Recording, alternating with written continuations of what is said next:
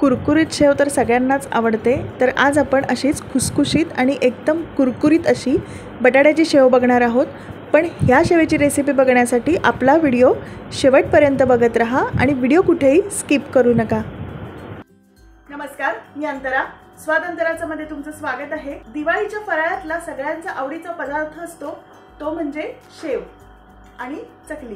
शेव बऱ्याच प्रकारची असते, तर आज आपण अशीच इथे चटपटीत अशी सगळ्यांच्या आवडीची अशी बटाट्याची शेव बघणार आहोत। खूप छान होते ही शेव, मस्त लागते। आणि आज आपण जी बघणार आहोत ती 1 किलोच्या प्रमाणात शेव बघणार आहोत। बऱ्याच जणांची शेव केल्यानंतर मऊ पडते, कुरकुरीत होत नाही। तर यासाठी ज्या मी काही टिप्स सांगितल्यात तर त्या टिप्स तुम्ही खरंच नक्की फॉलो करा।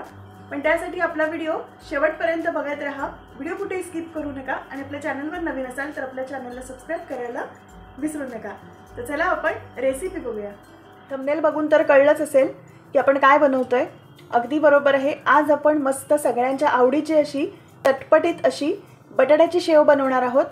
शेव तर सगळ्यांनाच आवडते आणि बटाट्याची शेव तर सगळ्यांना खूपच आवडते। तर आज मी इथे 1 किलोच्या प्रमाणात ही बटाट्याची शेव तुम्हाला दाखवणार आहे। खूप मस्त लागते, खूप छान होते। ज्या काही मी इथे बारीक टिप्स सांगितल्यात त्या तुम्ही टिप्स नक्की फॉलो करा आणि आपल्या चॅनलला नक्की सबस्क्राइब करायला विसरू नका। तर आता आपण रेसिपीला सुरुवात करूया। यासाठी इथे मी 1 किलो उकडलेले बटाटे घेतलेत।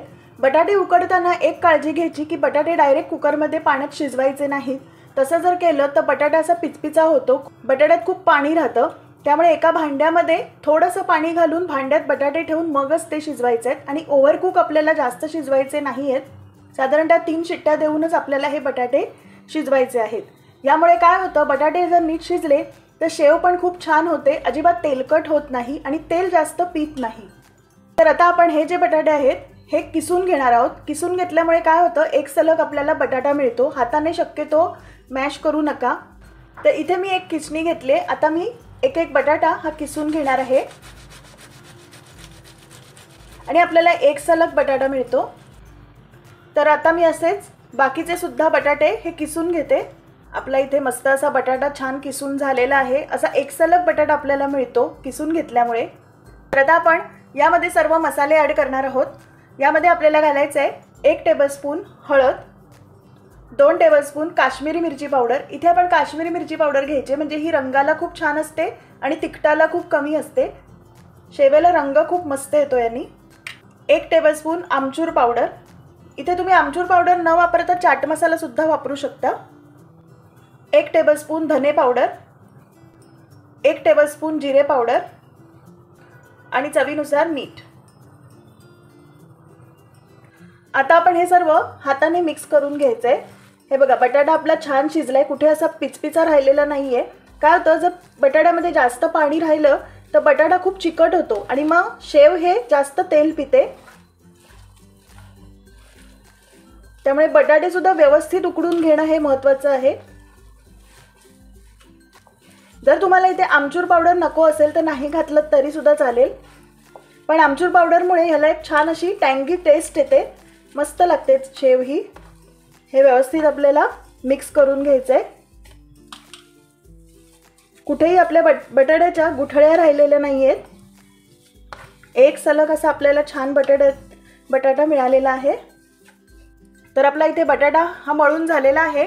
आता आपल्याला यामध्ये घालायचंय ते बेसन। सुरुवातीला मी इथे 2 कप बेसन घालणार आहे आणि आपण बघूया आपल्याला अजून किती बेसन लागतंय, त्यानुसार आपण अजून बेसन हे ॲड करणार आहोत। तर आता मी इथे 2 कप हे बेसन घालणार आहे।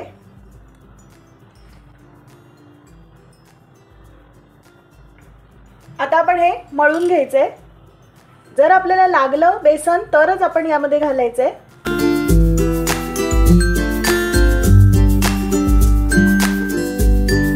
हे आधी आपण व्यवस्थित एकदा मिक्स करून घेऊया। आपलं थोडंसं मिक्स करून झालंय। आता आपल्याला शेव कुरकुरीत करण्यासाठी सगळ्यात महत्त्वाचं इन्ग्रेडियंट घालायचं आहे ते म्हणजे अर्धा कप तांदूळाचं पीठ। तर आता आपण हे मिक्स करून घेऊया।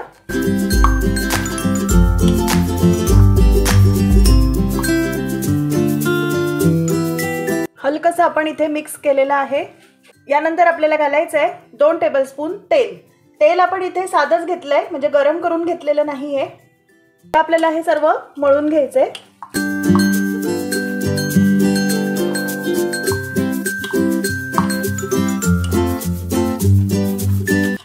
व्यवस्थित सगळं मिक्स करायचं आहे आपल्याला। आपलं इथे मिक्स करून झालेलं आहे। आपल्याला यामध्ये थोडंसं बेसन अजून घालायला लागणार आहे। आपलं मिश्रण खूप मऊ आहे, तर आता आपण इथे अजून थोडंसं बेसन घालणार आहोत। इथे आपण जेव्हा वाटीचं प्रमाण घेतो म्हणजेच कपचं प्रमाण घेतो, तर जी तुम्ही कुठली वाटी घ्याल किंवा कप घ्याल त्याच वाटीने समप्रमाणात आपल्याला 2.5 कप हे बेसन घ्यायचं आहे आणि त्याच वाटीने किंवा कपाने आपल्याला तांदूळाचं पीठ घ्यायचं आहे, म्हणजे तुमचं प्रमाण हे व्यवस्थित होईल। मग तुमची वाटी छोटी असू दे किंवा मीडियम साईजची असू दे।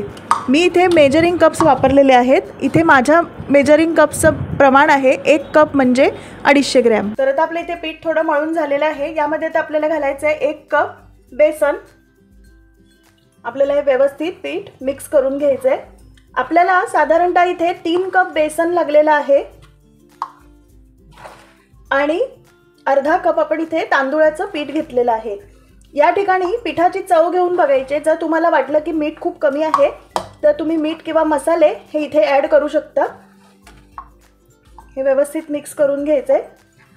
तर आपलं इथे पीठ हे मळून झालेलं आहे, परफेक्ट पीठ झालेलं आहे। यापेक्षा आपल्याला जास्त पीठ यामध्ये घालायचं नाहीये। हे बघा, साधारणतः असंच आपल्याला हे चिकट हवं आहे, कारण यापेक्षा जर घट्ट पीठ मळलं गेलं तर शेव नीट पडणार नाही आणि शेव ही दडदडीत होईल, कुरकुरीत होणार नाही। तर आता आपलं पीठ हे शेवेचं तयार झालेलं आहे। आता आपण शेव करायला सुरुवात करूया। तर शेव बनवण्यासाठी मी इथे घेणार आहे हा साचा। यामध्ये बऱ्याच प्रकारचे शेवेचे साचे असतात, जाडी शेव, एकदम बारीक शेव, पण आपण इथे मध्यम जी शेव असते जी बाहेर मार्केटमध्ये मिळते तीच तशीच शेव बनवणार आहोत। तर मी साधारणतः हा साचा इथे घेतलेला आहे। तर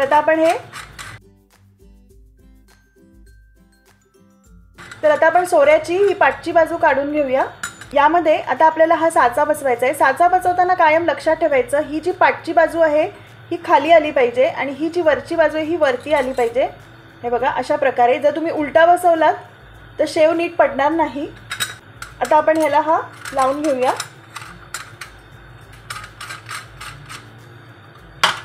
हे बघा, व्यवस्थित बसलेला आहे, म्हणजे आपली शेव सुद्धा छान पडेल। आता आपण हे वरचं जे आहे हे काढून घेऊया। आता आपल्याला आतल्या बाजूला तेल लावून घ्यायचं आहे।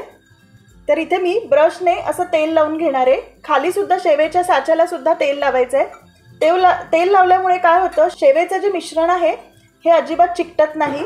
आपण बटाट्याची शेव करतोय, त्या बटाट्याच्या शेवेचं जे सारण आहे हे थोडंसं चिकट असतं, त्यामुळे आपण इथे तेल लावून घ्यायचं आहे। बघा, व्यवस्थित सगळ्या बाजूने तेल लावायचं आहे। आपण जी शेवेची ताटली आहे त्याला सुद्धा तेल लावलेलं आहे। आता आपण याच्यामध्ये मिश्रण भरूया। आपल्या एकीकडे तेलही तापलेलं आहे।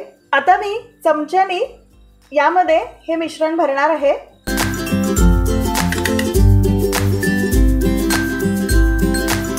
आतपर्यंत व्यवस्थित मिश्रण भरायचं आहे।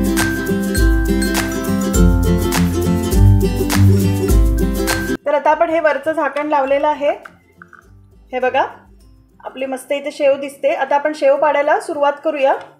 आता आपलं तेल चांगलं तापलंय का ते आपण चेक करूया। तर इथे मी छोटासा गोळा हा तेलामध्ये टाकणार आहे। हे बघा, हा गोळा वरती आला म्हणजे आपलं तेल हे परफेक्ट तापलेलं आहे। आता आपल्याला शेव तळताना एक काळजी घ्यायची, शेव आपण जेव्हा टाकतो तेव्हा गॅस हा फुल करायचा आहे।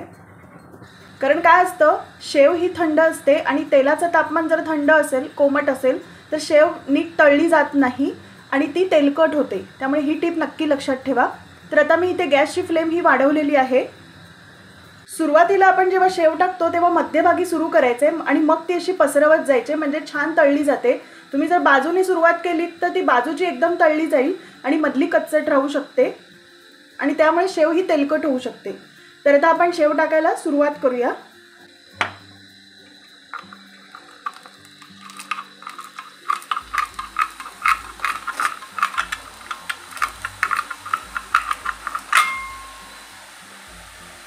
आपली शेव मस्त झाली एकदम।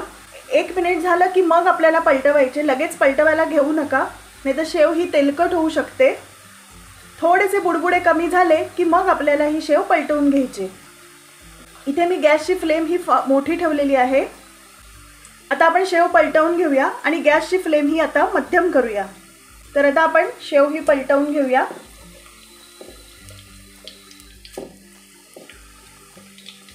हे बघा, आता आपण गॅसची फ्लेम ही पुन्हा वाढवूया।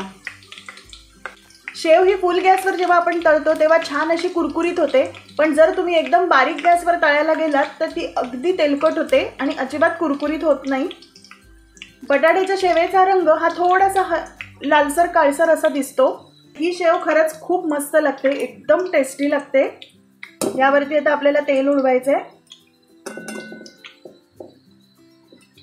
शेव ही नीट तळली गेली पण पाहिजे, जर आपण सारखं त्याला पलटवत बसलो तर ती मऊ पडू शकते।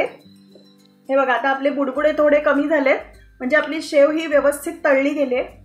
आता आपण शेव ही काढून घेऊया।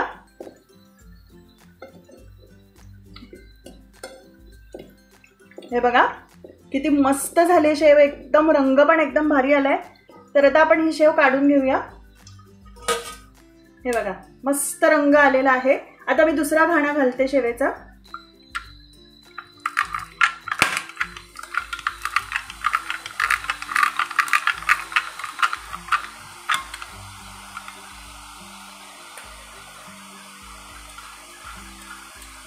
एक मिनिट झालं की आपल्याला ही शेव पलटवून घ्यायची, कारण खालची बाजू ही तळली जाते। आता आपल्याला वरची बाजू तळायची। इथे मी जे तुम्हाला प्रमाण सांगितलंय, जे 1 किलोचं, हे अगदी परफेक्ट प्रमाण आहे। 1 किलोमध्ये भरपूर शेव होते आणि ती खरंच खूप मस्त लागते। तर ही बटाट्याची शेव खरंच तुम्ही नक्की करून बघा आणि तुमची ही शेव कशी झाली हे मग मला कमेंटमध्ये नक्की कळवा। आणि रेसिपी आवडली तर आपल्या व्हिडिओला नक्की लाईक करा आणि जास्तीत जास्त शेअर करा। तर आता आपली शेव ही चांगली झालेली आहे, बुडबुडे सुद्धा कमी झालेत। हे बघा मस्त रंग आलेला आहे। तर आता मी ही शेव काढून घेते। हे बघा छान आपली शेव बटाट्याची झालेली आहे, एकदम कुरकुरीत झाले। तर आता मी अशीच बाकीची शेव सगळी ही करून घेते। हे बघा आपली इथे मस्त अशी 1 किलो कुरकुरीत एकदम बटाट्याची शेव तयार आहे। खूप भारी झाली ही शेव, एकदम कुरकुरीत झाली आहे। ह्याचा रंग सुद्धा बघताय किती छान आलाय। बटाट्याच्या शेवेचा रंग हा हलकासा लालसर येतो, त्यामुळे घाबरून जाऊ नका। खूप छान लागते ही शेव, एकदम टेस्टी लागते। आपण इथे कुठेही शेवेमध्ये सोडा घातलेला नाहीये, त्यामुळे आपली शेव खूप छान कुरकुरीत झाली आहे आणि अजिबात तेलकट झालेली नाहीये। बघताय तुम्ही किती भारी झाली एकदम शेव। मी जे प्रमाण तुम्हाला सांगितलंय त्यामध्ये 1 किलोची शेव ही एकदम परफेक्ट होते, खूप मस्त होते, एकदम टेस्टी होते। जर तुम्हाला वाटलं की पीठ थोडं सैल होते, तुम्हाला जमत नाहीये, तर तुम्ही त्याच्यामध्ये थोडंसं बेसन ॲड केलं तरी चालेल। पण मग जेव्हा बेसन ॲड कराल तर तेव्हा थोडेसे मसाले सुद्धा ॲड करा, म्हणजे पिठाची चव ही बदलणार नाही। तर मी इथे तुम्हाला थोडीशी शेव ही तोडून दाखवते। तर मी तुम्हाला जवळून दाखवते शेव तोडल्यावरती कसा आवाज येतो। हे बघा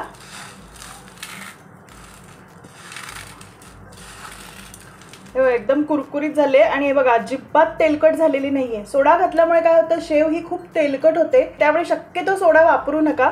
आपण इथे सोडा न वापरता एकदम छान अशी हे बघा कुरकुरीत शेव मस्त अशी तयार केली। तर ह्या दिवाळीला बटाट्याची शेव ही खरंच नक्की ट्राय करून बघा आणि ही रेसिपी तुम्हाला कशी वाटली हे मला कमेंट करून नक्की सांगा। तर आपली इथे कुरकुरीत अशी 1 किलो बटाट्याची शेव ही तयार झालेली आहे। तर आजची रेसिपी तुम्हाला कशी वाटली हे मला कमेंट करून नक्की सांगा। त्यासाठी आपला व्हिडिओ लाईक करा, शेअर करा आणि आपल्या चॅनलला सबस्क्राईब करायला विसरू नका आणि बेल आयकॉनचं बटन दाबायला विसरू नका, म्हणजे तुम्हाला नवीन व्हिडिओज हे बघायला मिळतील। चला मग भेटू आपण आपल्या नेक्स्ट व्हिडिओमध्ये एका नवीन रेसिपीसह। तर विश तुमची, दिशा आमची। नमस्कार।